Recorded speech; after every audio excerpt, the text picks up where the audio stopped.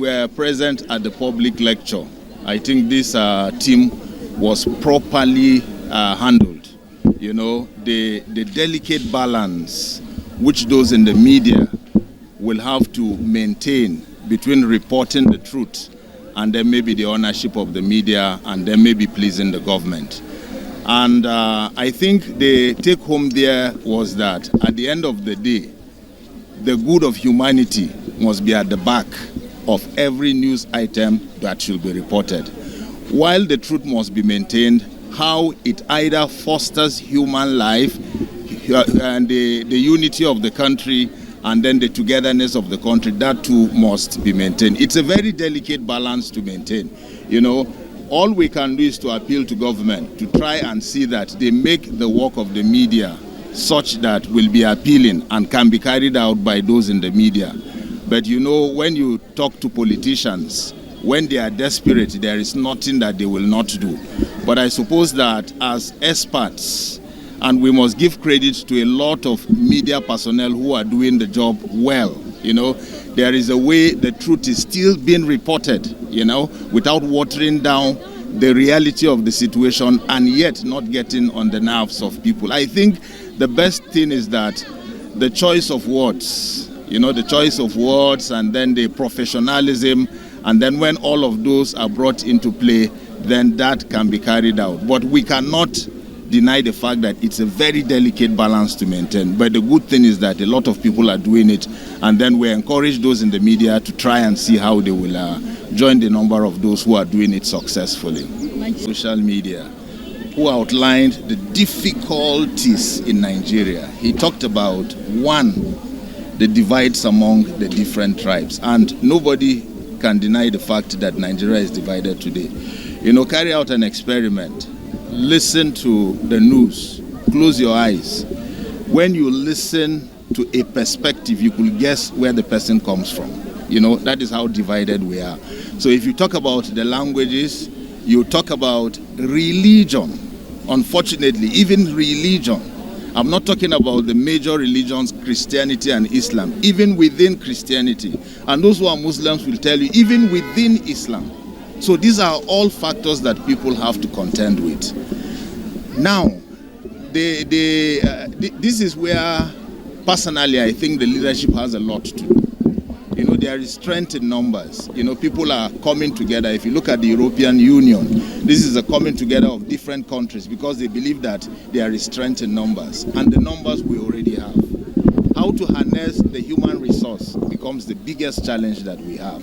And I think that if we are able to get the problem of leadership right, most of the disunity will just dissolve. Because if you see what highlights the disunity is a feeling of being isolated. You know, when a certain region is in power, the thinking in the minds of most people is that it is the turn of the region to enjoy the goodies of the country. And then those who are not in power will feel sidelined. Like if you listen to the news, you see that already there is a coalition of northern politicians to wrestle power out of the president. And the question is being asked, is it because the north is not being served, or the north is just feeling threatened because it is not a northern leader that is in power? I think it's a bit of both, you know, especially those who enjoy political patronage. When somebody they know from their region occupies the power, somehow they believe that it will either get to them or it will get to someone who they know and then from whom they will benefit. So I think that if we fix the problem of leadership, all of these agitations will die, such that it doesn't matter who occupies the seat.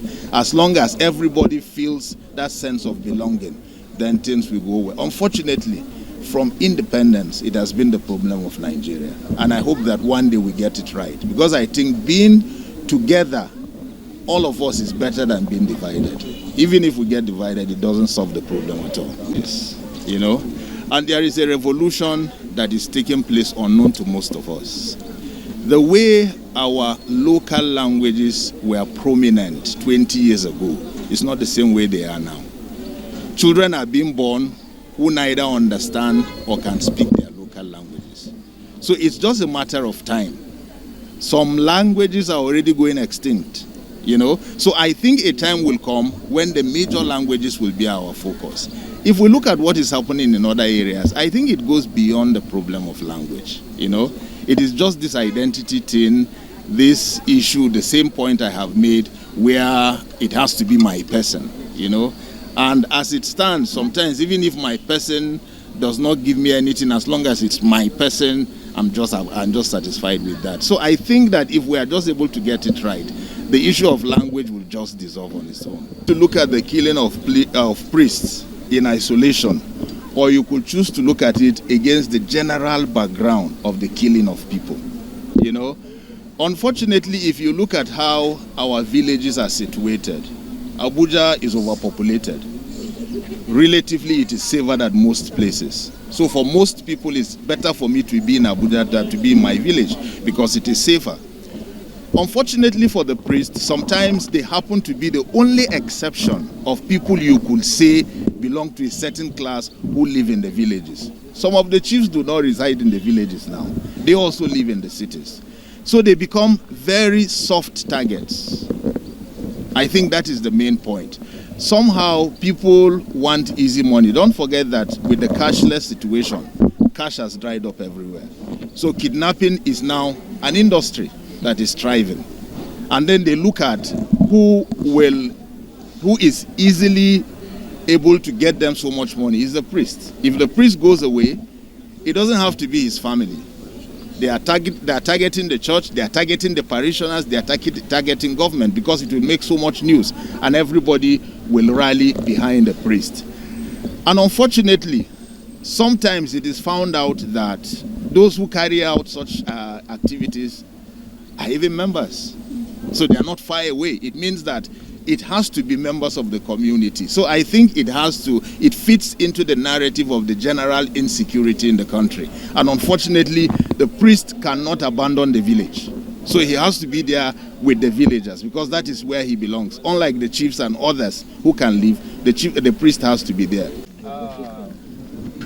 First of all, if you look at the media, even to this point, even though it has reduced in number, you will see that there is so much negative news. Don't forget that life abhors a vacuum. So if you don't provide content, anyone who provides it now can easily catch vulnerable people. People will swallow everything they get. But today, if you see what is happening on the cyberspace, when a negative news comes out, you are sure that there will be a counter news, you know. So if you look at it, we must give credit to the Directorate of Communications. There is so much of content in the cyberspace in Nigeria today, especially Catholic content. And what that has done is that it has increased the literacy. You know, there are people who spend most of their time, you know, the natives now, they spend most of their time on the cyberspace. And then you hardly go through 3-4 items without coming across a church item. So what that does is that it helps to fill in that longing in you to get to know what the church is doing. And I will tell you that it has achieved so much. I told the director before Mass of people who called, and I have followed closely activities that are happening in the different dioceses and different institutions. And you will agree with me that so much has happened. You know, each day you will see the reflection being done by people, and it is shared on the cyberspace, such that in the past, when you had to be present in church to know what happened during the week, then even if you couldn't make it, you still get to understand what was discussed. So I will say that a lot has been achieved. From this point, it has to be forward ever and backward never. Thank you.